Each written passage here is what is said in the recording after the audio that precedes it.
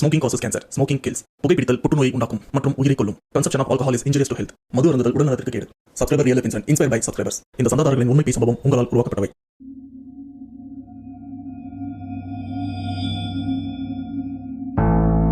Hi வணக்கம், welcome to channel back to rewind. Subscriber real life இன்சிடென்ட்ல இந்த 2024 October மாதம் இன்னும் ஒரு சில நாளில் தசரா பண்டிகையும் வரப்போகுது. ஆனால் அந்த தசரா பண்டிகை அப்படின்னு வரும்போது அந்த பண்டிகையை செலிப்ரேட் பண்ணுற எல்லாருமே பார்த்தீங்கன்னா அவங்களுக்கு விருப்பப்பட்ட கடவுளோட வேஷத்தை போட்டுட்டு இருப்பாங்க. ஒரு சில பேர் காளியோட வேஷம், கருப்புசாமி வேஷம், முனீஸ்வரர் வேஷம் அப்படின்னு நிறைய விதமான தெய்வங்கள் அண்ட் காவல் தெய்வங்களோட வேஷம்லாம் போட்டு அன்னைக்கு ஃபுல்லாக கடவுளுக்காக அந்த ஒரு பண்டிகையை செலிப்ரேட் பண்ணுவாங்க. அப்படிப்பட்ட தசராவை பேஸ் பண்ணி தான் இந்த உண்மை பேய் சம்பவமும் இருக்க போகுது. அண்டு ஒரு சம்பவம் மட்டும் தான் பார்க்க போறோமா அப்படின்னு கேட்டீங்கன்னா ஒன்றும் இல்லை, இது கூடவே இன்னொரு உண்மை சம்பவம். ஸோ டோட்டலா இந்த ஒரு வீடியோல உங்களுக்கு 2 உண்மை சம்பவத்தை நான் ரெடி பண்ணியிருக்கேன். ஸோ ஓவரா பேசாம டைரக்டா சம்பவத்துக்குள்ள போயிடலாம். அதுக்கு முன்னாடி இந்த மாதிரி பேய் சம்பவம் உங்க லைஃப்ல நடந்திருக்கா? அப்படி நடந்ததுன்னா அதை நீங்க என்கிட்ட ஷேர் பண்ணணும்னு நினைச்சீங்கன்னா டிஸ்பிளேல தெரியுற இந்த வாட்ஸ்அப் நம்பருக்கு உங்க லைஃப்ல நடந்த அந்த பேய் சம்பவத்தை ஒரு வாய்ஸ் நோட்டா எனக்கு நீங்க ஷேர் பண்ணுங்க. அப்படி நீங்க ஷேர் பண்றது உண்மை சம்பவம் உண்மையிலே தெரியலீங்க, நான் கண்டிப்பா நம்ம சேனல்ல போஸ்ட் பண்றேன். ஸோ ஓவரா பேசாம வீடியோல போகலாம். நீங்க நம்ம சேனல் புதுசுரா மறக்காம சேனல் சப்ஸ்கிரைப் பண்ணுங்க, பெல் பட்டன் கிளிக் பண்ணுங்க. இப்போ நம்ம வீடியோல போகலாம்.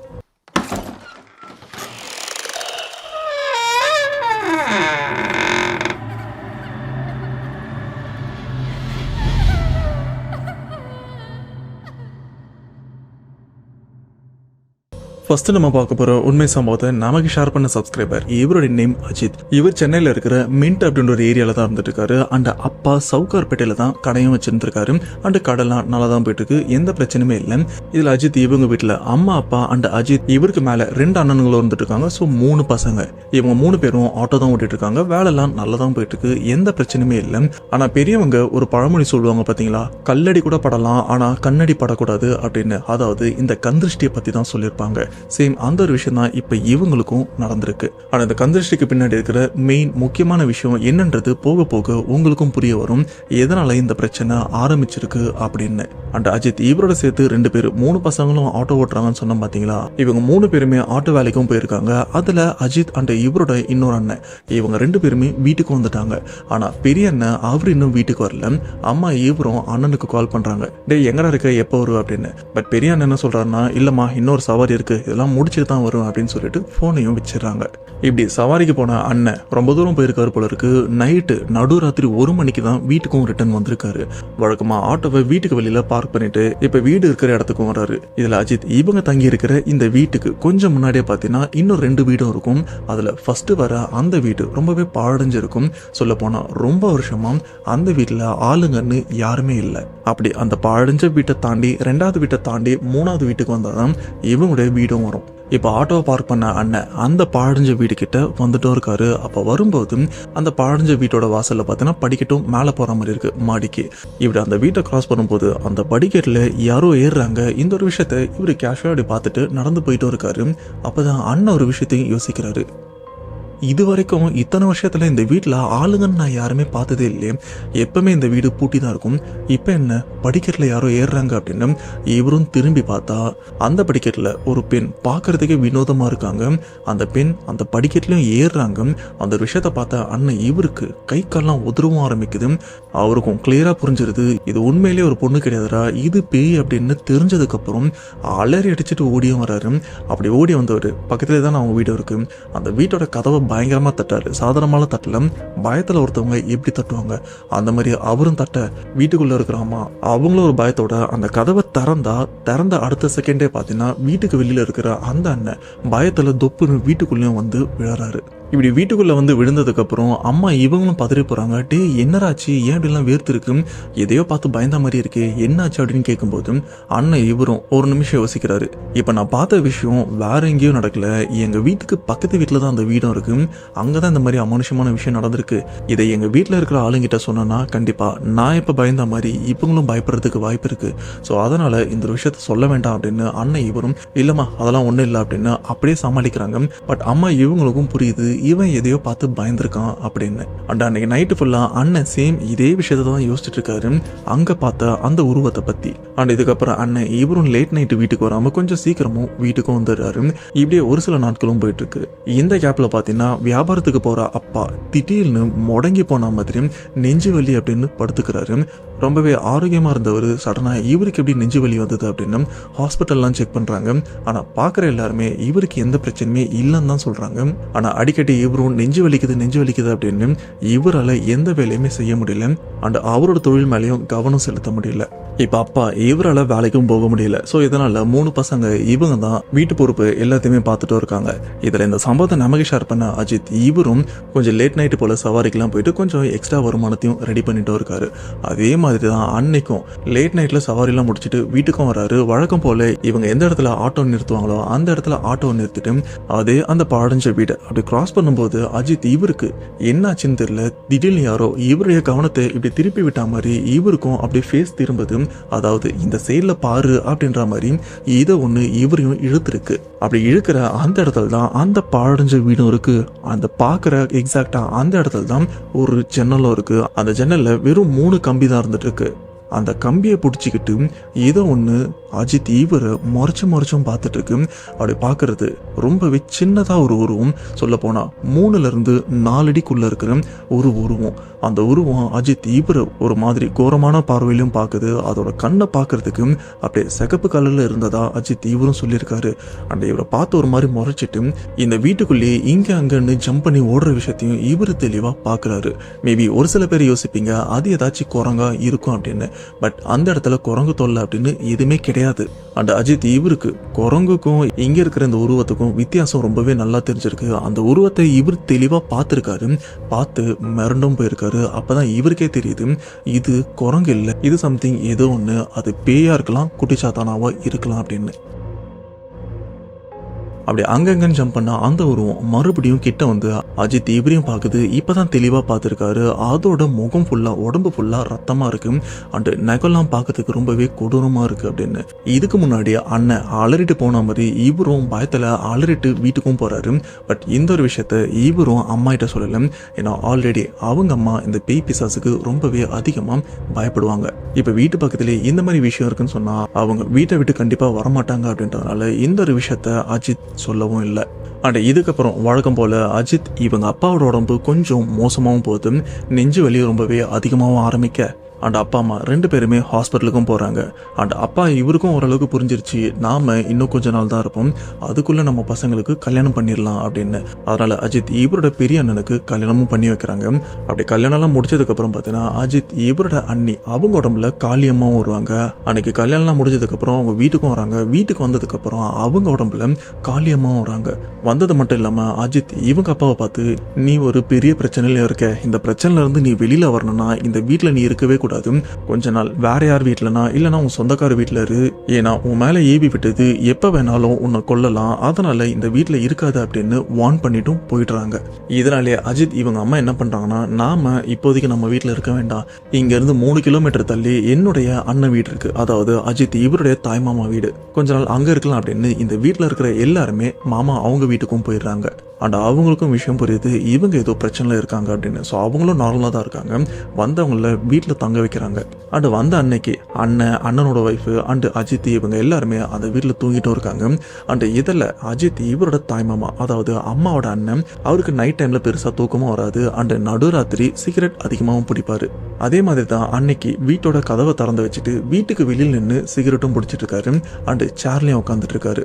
இந்த ஒரு விஷயத்த தூக்கமே வராமல் உட்காந்துட்டு இருக்கிற அம்மா இவங்களும் பார்க்குறாங்க. அவங்களும் தூங்காம யோசிச்சுட்டே உட்காந்துட்டு இருக்காங்க. அப்படி உட்காந்துட்டு இருக்கும்போது திடீர்னு அம்மா இவங்களுக்கு ஒரு குரலும் கேட்குது. அந்த ஒரு குரல் விசித்திரமாகவும் இருக்கு. எங்கேருந்து இந்த ஒரு குரல் வருது அப்படின்னு டீப்பாக பார்க்கும்போது தான் தெரியுது வெளியில சேர்ல அம்மா இவங்களோட அண்ணன் உட்காந்துட்டு இருக்காரா, எக்ஸாக்டா அவருக்கு அப்படியே பக்கத்தில் அந்த சின்ன உருவம், இதுக்கு முன்னாடி அஜித் ஒரு உருவம் பார்த்துருப்பார்ல 3 to 4 அடி உசரம் இருக்கிற ஒரு உருவம், இப்போ அந்த உருவம் மாமா அவர் பக்கத்தில் நின்று அவனை கூப்பிடு, அவனை வெளியில கூப்பிடு, எனக்கு அவன் வேணும் அப்படின்னு ஒரு மாதிரி கோரமான குரல்லையும் அஜித் அவங்க அப்பாவை வெளியில அனுப்ப சொல்லுது. அண்ட் அந்த சின்ன உருவத்தை பக்கத்துல இருக்கிற மாமா அவரும் பார்த்துருக்காரு. பார்த்தது மட்டும் இல்லாம பயப்படவும் ஆரம்பிக்கிறாரு.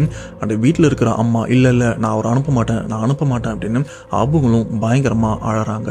இப்படி வீட்டில் இருக்கிற எல்லாருமே முழிச்சதுக்கு அப்புறம் அந்த உருவம் அங்க இருந்தும் மறைஞ்சிட்டு இருக்கு. இதுல மாமா இவங்க வீடும் மாடியில தான் இருந்துட்டு இருக்காங்க. அப்போ திடீர்னு அந்த இடத்துல புதுசா கல்யாணம் ஆன அண்ணனோட மனைவி அவங்க உடம்புல தானே காளியம்மா வருவாங்க. மறுபடியும் அவங்க உடம்புல காளியம்மா அவங்கள வந்து எல்லாரும் கீழே போங்க, அவன் இங்கதான் இருக்கான் அப்படின்னு சொல்லும்போது இங்க இருக்கிற யாருக்குமே ஒன்றும் புரியல. இவங்க என்ன வளர்றாங்க அப்படின்னு அஜித் இவர் கூட முழிச்சிட்டும் இருக்காரு. அண்ட் என்னாச்சு, ஏன் இப்படிலாம் வளர்றீங்க அப்படின்னு கேட்கும்போது அவன் இங்கதான் இருக்கான், வேணும்னா அங்க பாருங்க அப்படின்னு சொல்லும்போது ஒரு கார்னர்ல கல்லுக்கு பக்கத்துல கருப்பா ஒரு உருவம் உட்காந்துட்டு இருக்கிறது வீட்டுல இருக்கிற எல்லாருமே பாக்குறாங்க. ஈவன் மாமா அவங்க குடும்பத்தாரும் பார்த்து எல்லாருமே பயங்கரமா பயப்படுறாங்க. அந்த உருவத்தை பார்த்ததுக்கு அப்புறம் தான் எல்லாருமே அவசரமா அந்த படியில இருந்தும் கீழே இறங்குறாங்க. இப்படி எல்லாருமே கீழே வந்ததுக்கு அப்புறம் அண்ணனோட மனைவியான அண்ணி அவங்க உடம்புல தானே காளியம்மா இருந்திருக்காங்க. அவங்களும் கீழே வந்து ஒரு மாதிரி மூச்சு வாங்குற மாதிரி நிக்கிறாங்க. அண்ட் இந்த இடத்துல பயங்கரமா கத்தவும் ஆரம்பிக்கிறாங்க. இது மட்டும் இல்லாமல் யாருமே மேலே போகக்கூடாது அப்படின்னு மேலே போகிறவங்களையும் தடுத்துட்டும் இருக்காங்க. ரொம்ப நேரமாக அந்த இடத்துல ஆக்ரோஷமாக இருக்கிறத பார்த்து வீட்டில் இருக்கிற எல்லாருக்குமே புரிஞ்சு போச்சு, நம்மளை சுற்றி ஏதோ ஒரு ஆபத்து இருக்குது அப்படின்னு. அப்போ அண்ணி அவங்க உடம்புல இருக்கிற காளியம்மா அவங்க அந்த இடத்துல என்ன சொல்கிறாங்கன்னா, நீங்கள் எல்லாருமே இந்த பிரச்சனைலேருந்து வெளியில் வரணும்னா என்னோட எல்லையான மலையனூருக்கு வாங்க அப்படின்னு சொல்லிட்டு அந்த இடத்துல அண்ணி அவங்களும் மயக்க போட்டும் கீழே விழுறாங்க. இதுக்கப்புறம் எல்லாருமே அன்னைக்கு நைட்டே ஒரு வண்டியை ரெடி பண்ணி மலையனூர் கோவிலுக்கும் கிளம்பி போறாங்க. ஆனா அப்படி கிளம்பினவங்களுக்கு பலவிதமான தடங்களும் வந்துட்டு இருக்கு. அந்த வண்டி ஆக்சிடென்ட் ஆகிறதா இருக்கட்டும், மரம் முறிஞ்சு கீழே விழுறதா இருக்கட்டும், அண்ட் இதுல அப்பா இவருக்கு அடிக்கடி மாரடை போறதா இருக்கட்டும், இந்த மாதிரி நிறைய தடங்களும் வந்துட்டு இருக்கு. ஒரு லெவலுக்கு அப்புறம் அப்பா இவரால் கண்டினியூவா வர முடியாது. ஸோ அதனால ஒரு அண்ணன் அவரை ஹாஸ்பிட்டலுக்கும் கூட்டு போயிடுறாங்க. மற்ற எல்லாருமே கோயிலுக்கும் போயிடுறாங்க. இப்போ ஹாஸ்பிட்டலுக்கு போன அண்ணன் அப்பா இவங்க 2 பேருமே அப்பாவுக்கு ஓரளவுக்கு ட்ரீட்மெண்ட் முடிச்சதுக்கு அப்புறம் அவரு அவங்களுடைய வீட்டுக்கும் கூட்டு போயிடுறாங்க, அதாவது பழைய வீட்டுக்கு. அந்த வீட்டுக்கு கூட்டு போனதுக்கு அப்புறம் அண்ணனும் வேலைக்கு போயிடுறாரு. அப்பா இவர் மட்டும் தான் தனியா வீட்லயும் இருக்காரு. அந்த வீட்டுல இருந்துட்டு இருக்கும் போது திடீர்னு யாரோ வந்து கதவையும் தட்டுவாங்க. ஓகே, கோயிலுக்கு போனவங்க தான் வந்துட்டாங்க அப்படின்னு நினைச்சு இவரும் போய் கதவை திறந்து பார்த்தா வீட்டுக்கு வெளியில யாருமே இருக்க மாட்டாங்க. இப்ப அப்பா இவர் என்ன பண்றாருன்னா வீட்டோட மெயின் கதவையும் தாப்பால் போட்டுறாரு. அந்த வீட்டுல பெட்ரூமும் இருக்கு. அந்த பெட்ரூம்ல வந்துட்டு அந்த பெட்ரூமோட கதவையும் தாப்பால் போட்டுறாரு. அப்படி தாப்பால் போட்டு அந்த பெட்ரூம்ல தான் படுத்து தூங்கலான்னு முயற்சி பண்ணும்போது பாத்தீங்கன்னா இதுக்கு முன்னாடி இந்த வீட்டோட மெயின் கதவை யாரோ தட்டுற மாதிரி சத்தம் கேட்டிருக்கும். இவரை திறந்து பார்த்தா யாருமே இருந்திருக்க மாட்டாங்கல்ல. இப்ப இந்த பெட்ரூமோட கதவை யாரோ தட்டுறாங்க. யாரா அது என் பெட்ரூம் கதவை தட்டுறா அப்படின்னு இவரும் கதவை திறந்து பார்த்தா இவரோட வாழ்நாள்ல பார்க்காத ஒரு விஷயத்த, ஒரு கொடூரமான விஷயத்த அன்னைக்கு நைட்டும் பார்க்குறாரு. அதாவது இவங்க வீட்டு ஹாலில் பார்த்தீங்கன்னா ஒரு ஸ்லாப்பும் இருக்கு. மோஸ்டா நம்ம வீட்டு ஸ்லாப்ல பழைய பொருள்லாம் வைப்போம்ல, அந்த மாதிரி ஒரு ஸ்லாப்பும் இருக்கு. அந்த ஸ்லாப்ல ஏதோ ஒன்று உட்காந்து காலை தொங்க போட்டு ஆட்டிட்டும் இருக்கு. அந்த உருவம் அப்பா இவரை பார்த்து சொல்லுது, நீ எனக்கு வேணும், உன் உயிர் எடுத்துட்டு போறதுக்கு தான் நான் வந்தேன், எனக்கு உன் உயிர் வேணும் அப்படின்னு அவரை பார்த்து ஒரு கோரமான குரல்ல கத்திட்டும் இருக்கு. இந்த இடத்துல அப்பா இவரும் என்னை விட்டுரு அப்படின்னு சொல்லும்போது அங்க இருக்கிற உருவம் அப்பா இவர் மேல தாவி குதிச்சது மட்டும்தான் இவருக்கு தெரியும். அதுக்கப்புறம் என்ன ஆச்சு அப்படின்னு தெரியல. இந்த கேப்ல கோயிலுக்கு போனவங்க வீட்டுக்கு வந்திருக்காங்க. வீட்டுக்கு வந்து கதவை தட்டுறாங்க. ஆனா உள்ள இருந்து அவரும் கதவை திறக்கல. என்னாச்சுன்னு பயந்து இவங்களும் கதவை உடைச்சிட்டு உள்ள போறாங்க. உள்ள போய் பார்த்தா அவரும் மயக்கம் போட்டு கீழே இருக்காரு. இப்படி மயக்கத்துல இருக்கிறவரை தெளிய வச்சு என்னாச்சு அப்படின்னு கேட்கும்போது அவரும் நைட்டு நடந்த எல்லா விஷயத்தையும் சொன்னதுக்கு அப்புறம் வீட்டுல இருக்கிற எல்லாருமே பயந்தும் போறாங்க. அப்போ அண்ணனோட மனைவியான அண்ணி அவங்க என்ன சொல்றாங்கன்னா, இந்த ஒரு பிரச்சனைல இருந்து வெளியில கொண்டு வரதுக்கு எனக்கு ஒருத்தர் தெரியும். அண்ட் அவரோட உடம்புல நரசிம்ம சாமியா வருவாங்க.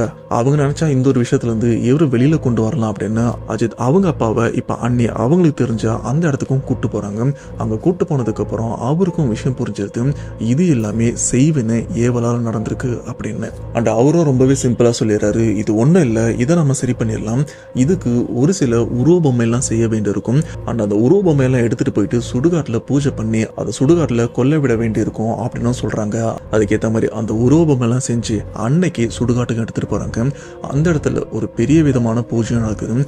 அதெல்லாம் நடந்து முடிஞ்சதுக்கு அப்புறம் தான் இவங்க குடும்பத்தை சுத்தியும் அப்பா இவரை சுத்தி இருக்கிற அந்த செய்வன பில்லி சூனியம் இந்த மாதிரி விஷயங்கள் எல்லாம் மொத்தமா வெளியில எடுக்கிறாங்க. அப்படி எடுத்ததை இந்த உருவம் எல்லாம் செஞ்சிருக்காங்களே, அதன் மூலியமா அதை அடக்கி இந்த இடத்துல இவங்க குடும்ப பக்கமே வராம அதை தரம் தெரியாம அழிச்சிடுறாங்க. அண்ட் கடைசியா அப்பா இவரோட உச்சி முடி எடுத்து அதை ஒரு சில விஷயங்களும் பண்றாங்க. பண்ணதுக்கப்புறம் அவரும் கொஞ்சம் ரிலாக்ஸா ஃபீல் பண்றாரு. இத்தனை நாள் அவருக்கு இருந்த அந்த நெஞ்சு வலி கூட அந்த பில்லி சூனியம் எடுக்கிற அந்த ஒரு சடங்குக்கு அப்புறம் டோட்டலா இல்லாம இப்ப வரைக்கும் நல்லா தான் இருந்துருக்காரு. அதுக்கப்புறம் தான் அப்பா இவருக்கே தெரிஞ்சிருக்கு, சவுகார்பேட்டில் நம்ம ஒரு கடை வச்சிருக்கோம், அந்த கடை இவங்களுக்கு நல்லபடியா போயிட்டு இருக்கு, நிறைய லாபங்களும் கொடுத்துருக்கு. அண்ட் சேம் அதே மாதிரி கடை தான் பக்கத்துலயும் வச்சிருக்காங்க. ஆனா அவங்களுக்கு லாபமும் வரல, பெருசா ஓடல. அதனால காண்டிலையும் கந்திருஷ்டிலையும் தான் இந்த ஒரு விஷயத்த, அதாவது இந்த கடை மேலேயும் சரி அவரு மேலேயும் இந்த சூனியத்தையும் வச்சிருக்காங்க. கடையும் ஓடக்கூடாது அண்ட் இவரும் உயிரோட இருக்கக்கூடாது அப்படின்னு. அதனால தான் இத்தனை நாள் அவர் மட்டும் இல்ல அவங்க குடும்பத்தையே வச்சு செஞ்சிருக்கு. ஆனா கடைசி அந்த பிரச்சனைல இருந்து இவங்களும் டோட்டலா வெளியில வந்து இப்போ ஹாப்பியா தான் இருக்காங்க. ஓகே, ரெண்டாவதா பார்க்க போற இந்த உண்மை சம்பவத்தை நமக்கு ஷேர் பண்ண சப்ஸ்கிரைபர், இவருடைய நேம் ஹரிஹரன். இவர் சென்னை தாம்பரம் சேர்ந்தவர்.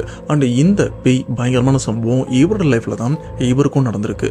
அது முத்தாரம்மன் தசரா பண்டிகையை செலிப்ரேட் பண்ணிட்டு இருக்கிற அந்த ஒரு சமயத்துல தான் இவருக்கும் இந்த பயங்கர சம்பவமும் நடந்திருக்கு.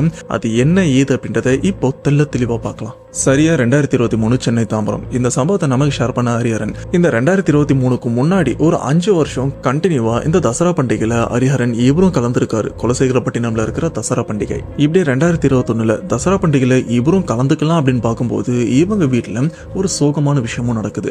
அது என்னன்னா, ஹரிஹரன் இவருடைய தாத்தா எதிர்பாராத விதமா இறந்துடுறாரு. உடம்பு சரியில்லாம தான் இறந்துடுறாரு.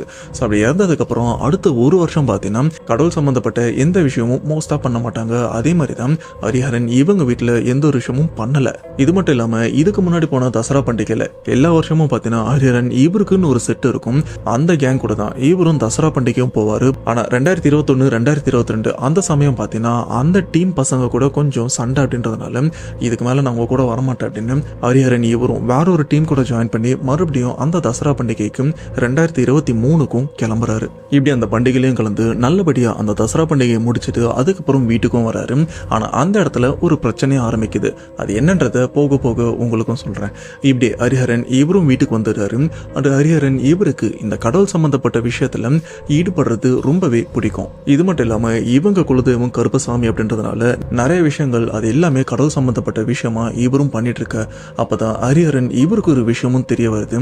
அது என்னன்னா ஒரு விளக்கை ஏத்தி வச்சு அந்த விளக்கை உத்து பார்த்து ஒரு சில பயிற்சிகளை பண்ணும்போது நமக்கு எதிர்காலம் அப்படின்னு சொல்லும் போது பாத்தீங்கன்னா மத்தவங்களோட எதிர்காலம் இல்ல, நம்ம குடும்பம் அண்ட் நம்ம சுற்று வட்டாரத்துல இருக்கிற மத்தவங்களோட எதிர்காலத்தை பத்தி நமக்கும் ஓரளவுக்கு தெரிய வரும்.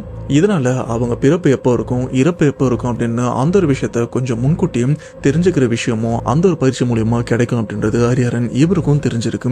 இதனால அந்த விளக்கும் ஏத்தி வைக்கிறாரு. கூடவே அந்த பயிற்சியும் ரொம்பவே மும்முரமாவும் பண்றாரு. அண்ட் இந்த ஒரு பயிற்சி பண்ணும்போது இவருக்கு எந்த தீங்கும் எந்த பிரச்சனையுமே வரக்கூடாது அப்படின்றதுக்காக இவங்களுடைய குலதெய்வமான கருப்பசாமி அவரு இந்த ஒரு பயிற்சிக்காக துணையா வேண்டிக்கிட்டு அந்த ஒரு பயிற்சியில ஈடுபடவும் ஆரம்பிக்கிறாரு. கடைசியா இவருடைய குலதெய்வம் மூலியமா அந்த ஒரு பயிற்சி வெற்றிகரமாகவும் முடியுது. அண்ட் இந்த ஒரு பயிற்சியை ஒரு சில நாள் கண்டினியூவா பண்றாரு.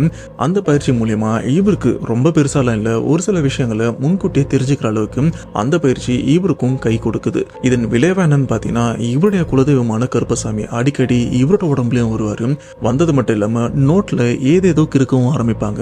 அந்த கிறுக்கள் எல்லாத்தையுமே ஹரிஹரன் இவர் தெளிவானதுக்கு அப்புறம் அதை படிச்சு பார்க்கும்போது ஓகே, இது இந்த பர்டிகுலர் பர்சனை பத்தி எதிர்காலம் இவங்களுக்கு இந்த விஷயம் இந்த டைம்ல நடக்க போகுது, அது அவங்களுக்கு நல்லதா இருக்கலாம் இல்ல கெட்டதா இருக்கலாம் அப்படின்னு ஒரு சில சின்ன சின்ன விஷயங்கள்லாம் அந்த நோட்ல இருக்கிறது ஹரிஹரன் இவருக்கும் தெரிய வந்திருக்கு.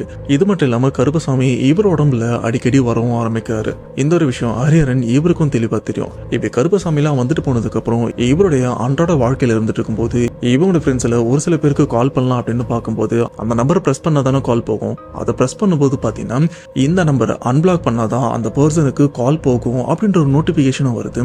என்னடா இது, நான் எப்ப இவனை பிளாக் பண்ண அப்படின்னு ஹரிஹரன் இவரும் யோசிக்கிறாரு. அண்ட் அந்த நம்பரை அன்பிளாக் பண்ணிட்டு அவங்களுக்கு கால் ட்ரை பண்ணும்போது பாத்தீங்கன்னா மறுபடியும் இவரோட உடம்புல கருப்பசாமி சேம் அந்த நம்பரை பிளாக் பண்ற விஷயத்த போக போக இவரும் உணர்றாரு. அதுக்கப்புறம் தான் சரி என் மொபைல்ல எந்தெந்த நம்பர்லாம் பிளாக்ல இருக்கு அப்படின்னு செக் பண்ணி பார்க்கும்போது நிறைய பேரோட நம்பர் பிளாக்ல இருக்கு. அதுக்கப்புறம் தான் கருப்பசாமி இவர்கிட்ட ஒரு சில விஷயங்கள்லாம் அந்த கிறுக்கல் முறையில சொல்றாங்க. எக்காரணத்தை கொண்டும் இவங்க கூட எந்த தொடர்பும் வச்சுக்காத, ஏன்னா எதிர்காலத்துல இவங்க மூலியமா உனக்கு அதிகப்படியான ஆபத்துகள் வரும், அதனாலதான் உனக்கு தேவையில்லாத நபர்களை உன்கிட்ட இருந்து தள்ளி வைக்க நானும் முயற்சி பண்றேன் அப்படின்ற ஒரு விஷயத்தையும் அவரு சொல்ல வந்திருக்காரு. இது மட்டும் இல்லாம மற்ற தெய்வங்களை வணங்குற முறையும் அண்ட் அவங்க மூலியமா ஒரு சில விஷயங்களை தெரிஞ்சுக்கிற முறையும் வந்து இவர் பயிற்சி பண்ணவும் ஆரம்பிக்கிறாரு. அண்ட் இது கூடவே ஹரிஹரன் ஒரு யூடியூப் சேனலும் ரன் பண்ணியிருந்திருக்காரு. அண்ட் அந்த சமயம் நிறைய வீடியோ எடுத்து அதை போஸ்ட் பண்ணலாம் அப்படின்னு வச்சுட்டு இருக்கும்போது அதுல நீ இந்த வீடியோ எல்லாம் போஸ்ட் பண்ணக்கூடாது அப்படின்ற மாதிரி நிறைய வீடியோக்களை டெலீட் பண்ற மாதிரியும் அண்ட் இவங்க வீட்டுல இவங்க சம்பந்தப்பட்ட பொருள் மட்டும் தான் வீட்டுல இருக்கிற மாதிரியும் மற்றவங்க சம்பந்தப்பட்ட பொருட்கள் எல்லாத்தையுமே தூக்கி வீட்டை விட்டு வெளியில போடுற மாதிரியும் அந்த வீட்டையே கலைச்சி ஒரு மாதிரி அலங்கோலப்படுத்துற மாதிரியும் ஹரிஹரன் இவரும் பண்றாரு. ஆனா இந்த ஒரு விஷயத்த இவரு தான் பண்றாரு அப்படின்னு கேட்டீங்கன்னா இவரு பண்ணல, இவர் உடம்புல கருப்பசாமி இறங்கி இந்த ஒரு விஷயத்தெல்லாம் பண்றதா சொல்லியிருக்காரு. இந்த எல்லா விஷயமும் பார்த்தீங்கன்னா ஹரிஹரன் இவங்க வீட்டில் இருக்கிற எல்லாருமே ஒரு ஃபங்க்ஷனுக்காக வெளியில போன அன்னைக்கு தான் நடந்திருக்கு. ஆனால் இந்த விஷயம்லாம் முடிஞ்சதுக்கு அப்புறம் இவரும் கொஞ்சம் தெளிவாகிறாரு. தெளிவானதுக்கு அப்புறம் அந்த வீட்டை பார்க்கும்போது ஒரு மாதிரி ரணகலமா இருந்துட்டு இருக்கு. தேவையில்லாத பொருட்கள் எல்லாமே இந்த வீட்டை விட்டு வெளியிலே இருந்துட்டு இருக்கு. ஆனால் அந்த பொருள் எல்லாம் மறுபடியும் வீட்டுக்குள்ள எடுத்துட்டு வரலாம் அப்படின்னு பார்க்கும்போது மறுபடியும் அவருக்குள்ள கருப்பசாமியை வந்துடுறாரு. அப்பவே இவருக்கும் புரிஞ்சு போயிருது ஹரிஹரன் இவர்கிட்ட இருந்து ஒதுக்கி வச்ச மற்ற நபர்களை மாதிரி இந்த பொருளும் இந்த வீட்டுல இருக்கக்கூடாது அப்படின்னு நினைக்கிறாங்க. இந்த பொருளால கூட நமக்கு ஆபத்து வரத்துக்கு வாய்ப்பு இருக்கு, அதனாலதான் இந்த விஷயம் நடந்திருக்கு அப்படின்னு இவரும் சைலண்டா உட்கார்றாரு. அண்ட் ஆல்ரெடி நிறைய வீடியோ எல்லாம் எடுத்து வச்சு அதை எடிட் பண்ணி போஸ்ட் பண்ணலாம்னு வச்சிருப்பாருன்னு சொன்ன பாத்தீங்களா. இப்ப அந்த வீடியோவை எடிட் பண்ணி போஸ்ட் பண்ணலாம்னு பார்க்கும்போது அதுல முக்காவாசி வீடியோ டெலீட் ஆயிருக்கு. இதெல்லாம் பார்க்கும்போது இதனால எனக்கு என்ன பிரச்சனை வரப்போகுது அப்படின்னு அப்பா ஒரு யோசிச்சிருக்காரு. மேபி நீங்க கூட யோசிக்கலாம், எப்பா வீடியோ போஸ்ட் பண்றதுனால பிரச்சனை வருமா அப்படின்னு கேட்டீங்கன்னா பிரச்சனை வரும். ஏன் எனக்கே வந்திருக்கு. என் பர்மிஷன் இல்லாம என் சம்பந்தப்பட்ட வீடியோவை நீ எப்படா போஸ்ட் பண்ணலாம், எவனாச்சும் ஷேர் பண்ணானா நீ போஸ்ட் பண்ணிரு அப்படின்னு நிறைய பேர் என்கிட்டே வந்து சண்டைக்கு வந்திருக்காங்க. பட் அதெல்லாம் தொடச்சு போட்டுட்டு நானும் ரெகுலரா வீடியோ போஸ்ட் பண்ணலையா, அதே மாதிரி தான். அந்த நாளோட முடிவுல தான் ஹரிஹரன் இவருக்கும் கிளியரா புரியுது இந்த விஷயத்துக்காக தான் கடவுள் நம்ம உடம்புலயும் வராரு. அண்ட் இந்த விஷயம் பண்றதுக்கு ஒரு காரணம் இருக்கு, அந்த காரணம் இதுதான் அப்படின்னு அவருக்கும் கடைசியா ஒரு புரிதலும் வந்துருது. இப்படி எல்லா விஷயமும் முடியுது. காலையில ஆரம்பிச்ச இந்த ஒரு விஷயம் நைட்டு வரைக்கும் தொடர்ந்து இருக்கு. அண்ட் அக்கம் பக்கத்துல இருக்கிற ஒரு சில பேருக்கும் இந்த பொருட்கள் கலையிறது உடையிற சத்தம்லாம் கேட்டிருக்கு. இதனால ஹரிஹரன் இவர் என்ன பண்ணிருக்காருன்னா இவங்க வீட்டோட கதை வந்து நல்லா சாத்திட்டு இருக்காரு. இன்கேஸ் வெளியில இருந்து யாராச்சும் பார்த்தானா உள்ளுக்குள்ள ஏதோ நடக்குது, இவங்க வெளியில வந்ததுக்கு அப்புறம் கேட்டுக்கலாம் அப்படின்னு ஃப்ரீயா விட்டுறாங்க. இப்படி நைட் வந்ததுக்கு அப்புறம் ஹரிஹரன் இவருக்கும் ஒரு ஃபோன் கால் வருது. யாருன்னா அவரோட அண்ணனும் பேசுறாரு. இது போல நான் இங்க இருந்து கிளம்பிட்டேன், வீட்டுக்கு வந்துட்டு இருக்கேன், எதனா வாங்கிட்டு வரணுமா அப்படின்றதுக்காக அண்ணன் கால் பண்ணியிருக்காரு. அப்பதான் ஹரிஹரன் இவருக்கும் தெரிஞ்சிருக்கு, ஐயோ அவன் கிளம்பிட்டான், இன்னும் கொஞ்ச நேரத்துல வந்துருவான், இவ்வளவு பொருள் இந்த இடத்துல கலைஞ்சிருக்கு, அவன் வரத்துக்குள்ள இதெல்லாம் நான் எப்படி அடுக்கி வைக்கிறது அப்படின்னு இவரும் யோசிச்சுட்டு இருக்க. அப்ப ஹரிஹரன் இவருக்கு ஒரு குரலும் கேக்குது. அந்த குரல் என்ன சொல்றான்னா, டைரக்டா பூஜை ரூம் போ, அங்க விளக்கேத்தி வை, விளக்கேத்தி வச்சதுக்கு அப்புறம் இங்க இருக்கிற ஒரு சில பொருளை மட்டும் நீ அடுக்கி வை, அதுக்குள்ள உங்க அண்ணன் வந்துடும். பட் அதுக்கு முன்னாடி அந்த வீட்டை போட்டுட்டு இங்க இருந்து நீ வெளியில போயிரு அப்படின்னு கேட்க இவரும் அதே விஷயத்த அந்த விளக்கெல்லாம் ஏத்தி வச்சுட்டு ஒரு சில பொருளை மட்டும் எடுத்து வச்சுட்டு அவசர அவசரமா போட்டுட்டு இந்த இடத்த விட்டும் கிளம்பிடுறாரு. இப்படி கிளம்பி போனதுக்கு அப்புறம் ஹரிஹரன் இவரோட அண்ணன் வீட்டுக்கும் வராரு. ஆல்ரெடி அவர்கிட்ட ஒரு சாவியும் இருக்கு. அந்த சாவியை போட்டு கதெல்லாம் திறந்து பார்த்தா வீடு ரணகலமா இருந்துட்டு இருக்கு.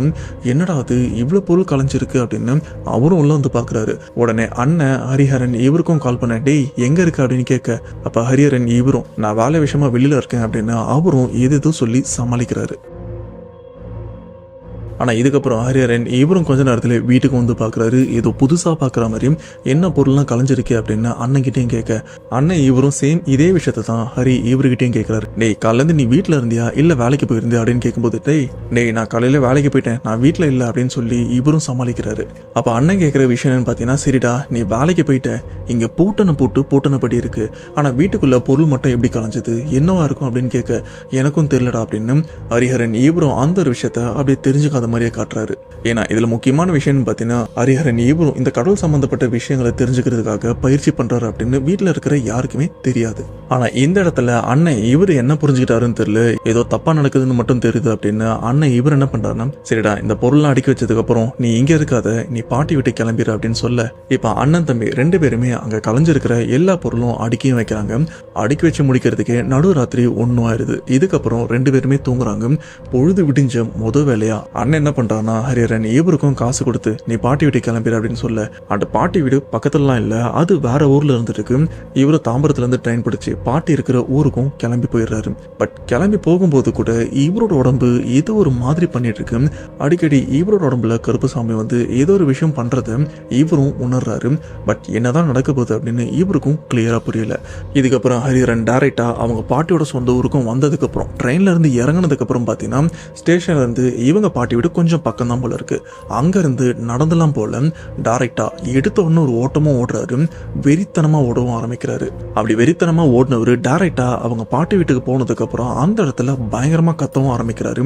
நான் கருப்பு வந்திருக்கேன், எல்லாருமே என் கோயிலுக்கு வாங்க அப்படின்னு ஒரு மாதிரி கத்திட்டு இங்க பாட்டி வீட்டை விட்டுட்டு வேற ஒரு சொந்தக்காரங்க வீட்டுக்கும் போறாரு. அங்க போயிட்டு சேம் இதே விஷயத்த சொல்றாரு. நான் கருப்பு வந்திருக்கேன், எல்லாருமே என் கோயிலுக்கு இப்ப உடனே வாங்க அப்படின்னு. இப்ப அந்த சொந்தக்காரங்க வீட்டுல இருந்து டைரக்டா அங்க இருக்கிற ஒரு கோயிலுக்கும் ஓடுறாரு. அந்த கோவிலுக்குள்ள ஓடினா அங்க இருக்கிறவங்க சம்பந்தமே இல்லாம ஹரிஹரன் இவரையும் போட்டு அடிக்கவும் வராங்க. ஆனா அதுல இருந்தும் தப்பிச்சு ஹரிஹரன் இப்ப எங்க வர்றாருன்னா இப்ப இந்த ஊர்ல தான் அப்பா அம்மா இவங்க 2 பேருமே ஒரு ஃபங்க்ஷனுக்கு வந்திருப்பாங்க. அண்ட் அங்க ஒரு வீட்டுல தங்கியிருப்பாங்க. இப்ப அந்த வீட்டுக்கு போயிட்டு ஹரிஹரன் அவருடைய சொந்த அம்மாவே அடிக்கவும் போறாரு. இந்த ஒரு விஷயம்லாம் ஹரிஹரன் இவருக்கு கிளியரா புரியுது. நான் எதுக்கு என் அம்மாவை அடிக்கிறேன் அண்ட் இந்த ஒரு விஷயத்த என் உடம்புல இருக்கிற கருப்புசாமி தான் பண்றாரு அப்படின்னு இவரும் நினைச்சிட்டு இருக்க மறுபடியும் அம்மாவை அடிக்க போகும்போது கூட இருக்கிற அப்பா தடுக்கவும் வராரு. தடுக்கிற அப்பாவையும் ஹரிஹரன் அடிக்கவும் போறாரு. இப்படி அப்பாவை அடிக்க போகும்போது அப்பா அவர் என்ன பண்றாருன்னா ஹரிஹரனை பிடிச்சி கீழே தள்ளி விட்டுறாரு. தள்ளி விடும்போது ஹரிஹரன் மறுபடியும் நான் கருப்புசாமியா வந்திருக்கேன் அப்படின்னு சொல்றாரு. ஆனால் அந்த வீட்டையே ஒரு மாதிரி ரணகலமா ஆக்கிடுறாரு. இந்த விஷயத்தை பார்த்த ஹரிஹரன் அவங்க மாமா என்ன பண்றாருன்னா ஒரு எலுமிச்சை பழத்தை நல்லா வேண்டி ஹரிஹரன் அவரோட கையில கொடுத்து அவர் உடம்புல இருக்கிற கருப்புசாமியை மலையேற்றி விடுற மாதிரி ஒரு சில விஷயம்லாம் பண்றாங்க. அதுக்கப்புறம் தான் ஹரிஹரன் இவரும் அங்கேயே மயக்கம் போட்டு கீழே விழுறாரு. அப்படி கீழே விழுந்தவர் மயக்கத்துல இருந்து தெரியல. இதனால அவரை ஒரு கட்டில படுக்க வச்சு அப்படி அப்படின்னு விட்டுறாரு. இப்படி நடுராத்திரி போலதான் அவரும் கண்ணு முழிச்சிருக்காரு. முழிச்சதுக்கு அப்புறம் நடந்த எல்லா விஷயமும் இவருக்கும் ஞாபகம் இருக்கு. அது எப்படி இருக்குன்னு பாத்தீங்கன்னா இவர் உடம்புல கருப்புசாமி இறங்கி இருக்கிற விஷயம் அண்ட் இவரோட ஆன்மா வெளியில இருந்து நடக்கிற விஷயத்தெல்லாம் பார்த்த மாதிரி இந்த ஒரு விஷயத்த நான் பண்ணல, எதனால இந்த ஒரு விஷயம் நடக்குது அப்படின்னு தெரியல அப்படின்னு அழவும் ஆரம்பிக்கிறாரு. அண்ட் அங்க பாட்டி வந்து என்னப்பா இப்படி பண்ணிட்ட அப்படின்னு பாட்டி திட்டல, இவரை பார்த்து பாவப்படுறாங்க. அண்ட் அன்னைக்கு நைட்டு ஹரிஹரன் அவருடைய அப்பா அண்ட் மாமா இவங்க எல்லாருமே ஒண்ணு கூடி பேசி இவன் எதுக்கு இந்த மாதிரி எல்லாம் பண்ணிட்டு இருக்கான், இதை சரி பண்ணணும் அப்படின்றதுக்காக தூத்துக்குடி சரௌண்டிங்ல 18ஆம் படி கருப்பசாமி கோவிலும் இருக்கு. அங்க இருக்கிற பூசாரியும் இவனை என்கிட்ட கூட்டிட்டு வாங்க, நான் என்னன்னு பாக்குறேன் அப்படின்னு சொன்னதுக்கு அப்புறம் விடிஞ்ச உடனே இப்ப எல்லாருமே ஹரிஹரன் இவரை கூட்டிட்டு அந்த தூத்துக்குடி சரௌண்டிங்ல இருக்கிற 18ஆம் படி கருப்பசாமி கோயிலுக்கும் போயிட்டு இருக்காங்க. இப்படி அந்த தூத்துக்குடி பக்கத்துல இருக்கிற வைப்பாறு அப்படின்ற ஒரு இடத்துக்கும் போறாங்க. அங்கதான் அந்த கோவிலும் இருக்கு. அந்த கோவில் போனதுக்கு அப்புறம் ஹரிஹரன் இவராவே இல்லை அந்த இவர் உடம்புல கருப்பசாமியும் வந்ததா சொல்லப்படுது. அந்த இடத்துல ஒரு மாதிரி விசித்திரமாவும் நடந்துக்கிறாரு. அண்ட் திடீர்னு போயிட்டு தரையில ஏதேதோ கிறுக்கவும் ஆரம்பிக்கிறாரு. இந்த விஷயத்தெல்லாம் பார்த்த ஹரிஹரன் அவங்க அம்மா ரொம்பவே பயந்து அழவும் ஆரம்பிக்கிறாங்க. நல்லா இருந்த என் புள்ள ஏன் இப்படிலாம் பண்றான்னு தெரியலையே அப்படின்னு. ஆனா இப்பதான் ஒரு பெரிய ட்விஸ்டே வரப்போகுது. அது என்னன்னா இப்ப அந்த கோவில்ல ஒரு பூசாரியும் இருக்காரு, 18ஆம் படி கருப்பு பூசாரியும் இருக்காரு. அவர் உடம்புல 18ஆம் படி கருப்பும் வராரு. வந்தது மட்டும் இல்லாம ஹரிஹரன் இவருடைய தலைமுடியை பிடிச்சி நீ யாரு, நீங்க எதுக்கு வந்திருக்க அப்படின்னு கேட்கும்போது தான் இந்த இன்சிடென்ட்டை கேட்ட எனக்கே எது பூசாரி உடம்புல இருக்கிற 18ஆம் படி கருப்பு ஹரிஹரன் உடம்புல இருக்கிற கருப்பசாமி தலைமுடியை பிடிச்சிருக்கா அப்படின்னு யோசிக்கும் போதுதான் தெரிஞ்சிருக்கு இவ்வளவு நாள் ஹரிஹரன் இவர் உடம்புல இருந்தது கருப்பசாமி எல்லாம் கிடையாது, அது ஒரு ஏவல். பட் ஒரு சில நேரம் மட்டும்தான் இவரோட உடம்புல கருப்பசாமி வந்து இவருக்கு நடக்க வேண்டி இருக்கிற பெரிய பிரச்சனைகளை தவிர்த்தும் இருக்காரு. அதை தவிர்த்து 90% ஹரிஹரன் இவர் உடம்புல இருந்தது ஏவல் தான். ஆனா அந்த ஏவலை தான் ஹரிஹரன் இவரும் கருப்பசாமி அப்படின்னு நினைச்சிருக்காரு. இவன் மேல ஒருத்தன் ஏவலையும் ஏவி விட்டுருக்கான். அந்த ஒருத்தன் வேற யாருமே இல்லை, இவன் கூட ரொம்ப நாளா ஃப்ரெண்டுன்னு சொல்லிட்டு இருந்த ஒரு மாந்திரிகர் தான் ஒரு கொடூரமான ஏவலை பையன் மேலேயும் ஏவி விட்டுருக்கான். அதுக்கு காரணம் இவன் கடைசியா கலந்துகிட்ட தசரா பண்டிகை. அண்ட் அந்த மாந்திரிகர் இந்த பையன் இவன் கூடவே இருக்கணும் அப்படின்னு நினைச்சிருக்கான். ஆனா அந்த ஒரு விஷயத்துக்கு ஹரிஹரன் இவரும் ஒத்து வர மாட்டேன் அப்படின்னு வந்திருக்காரு. இது மட்டும் இல்லாம கடைசியா அந்த தசரா பண்டிகை முடிஞ்சதுக்கு அப்புறம் ஹரிஹரன் இவர் அந்த தசரால கருப்புசாமி வேஷம் தான் போட்டுட்டு வந்திருக்கான். அண்ட் இவன் கிட்ட இருந்த கருப்புசாமி வேஷத்துக்கு தேவையான எல்லா உபகரணம் ஆடைகள் எல்லாத்தையுமே அந்த மாந்திரிகவாதி கேட்டதுனால இவன் எல்லாத்தையும் போயிட்டு அவங்கிட்டையும் கொடுத்துருக்கான். ஆனா இந்த விஷயம்லாம் முடிஞ்சதுக்கு அப்புறம் தான் இவனும் வீட்டுல தனியா உட்காந்து கருப்புசாமியை துணையா கொண்டு ஒரு சில மாந்திரிக பயிற்சியெல்லாம் ஈடுபட்டிருக்கான். இது மட்டும் இல்லாம அந்த சமயம் ஹரிஹரன் கூட இருந்த கருப்புசாமி அந்த மாந்திரிகவாதி கூட பேசக்கூடாது அப்படின்னு நிறைய கட்டுப்பாடுகளும் விதிச்சிருக்காரு. அந்த சமயம் ஹரிஹரன் இவருக்கு அந்த ஒரு விஷயம் பெருசா தெரியல. ஆனா அந்த மாந்திரிகவாதிக்கு ரொம்பவே கிளியரா தெரிஞ்சிருக்கு ஹரிஹரன் இவருக்கு கருப்புசாமியோட அருள் நிறையவே இருக்கு. ஆனா இந்த பையனோட தேவை நமக்கு அதிகமா இருந்துட்டு இருக்கு. இதனால இவனை இந்த ஏவலை விட்டு ஒண்ணு கொண்டுறணும், அப்படி இல்லைன்னா இவனை நம்ம கட்டுப்பாட்டுக்கு கொண்டு வரணும் அப்படின்றதுக்காக தான் இவர் மேல ஏவலும் ஏவி விட்டுருக்காரு. அப்படி ஏவி விட்ட அந்த ஒரு ஏவல் தான் நிறைய தடவை ஹரிஹரன் இவரோட உடம்ப பொசாஸ் பண்ணி என்னென்ன விஷயங்களும் பண்ணிருக்கு. அதை தான் ஹரிஹரன் இவரும் தப்பா புரிஞ்சு சில சமயம் கருப்புசாமி தான் நம்ம உடம்புல இருக்கு அப்படின்னு இவரும் நினைச்சிருக்காரு. இதுக்கப்புறம் மந்திரிச்சு பூஜைகள்லாம் பண்ணி இவரையும் வீட்டுக்கு அனுப்புறாங்க. அண்ட் வீட்டுக்கு அனுப்புனதுக்கு அப்புறம் இவனுக்கு வயிறு நிறைய ஆகாரங்கள்லாம் கொடுங்க, ஏன்னா இவன் ஒழுங்கா சாப்பிட்டு பல நாட்களும் ஆகுது அப்படின்னு சொன்னதுக்கு அப்புறம் இவரை டைரக்டா வீட்டுக்கு கூட்டு போனதுக்கு அப்புறம் நல்லா சாப்பாடும் கொடுக்குறாங்க. ஆனா வயிற்றுக்குள்ள போற சாப்பாடுல இருந்து நம்ம உடம்புக்கு பவர் கிடைக்கிறதுக்கு கொஞ்சம் டைம் எடுக்கும்ல, அதனால இவங்களும் கொஞ்சம் பார்த்துருக்காங்க. போக போக ஹரிஹரன் இவரோட உடம்பு கொஞ்சம் மோசமாயிட்டே போக டைரக்டா ஹாஸ்பிட்டலுக்கும் கூட்டு போயிட்டு ட்ரிப்ஸும் ஏத்துறாங்க. அந்த ட்ரிப்ஸ் ஏற்றும் போது ஓரளவுக்கு கொஞ்சம் இம்ப்ரூவ்மெண்ட்டும் இருந்துட்டு. ஆனா அப்ப கூட ஹரிஹரன் ஒரு மாதிரி விசித்திரமா நடந்துக்கிறாரு. திடீர்னு நிறைய சாப்பிடுறாரு. திடீர்னு இந்த மஞ்சள் தண்ணி கலந்த ஒரு பக்கெட் தண்ணியை எடுத்து குடிக்கணும் அப்படின்னு முடிஞ்ச வரைக்கும் வயிறு முட்டை குடிக்கவும் ஆரம்பிக்கிறாரு. இந்த மாதிரி நிறைய விசித்திரமான விஷயங்கள்லாம் பண்றதை பார்த்து வீட்டுல இருக்கிறவங்களும் கொஞ்சம் பயந்தும் போறாங்க.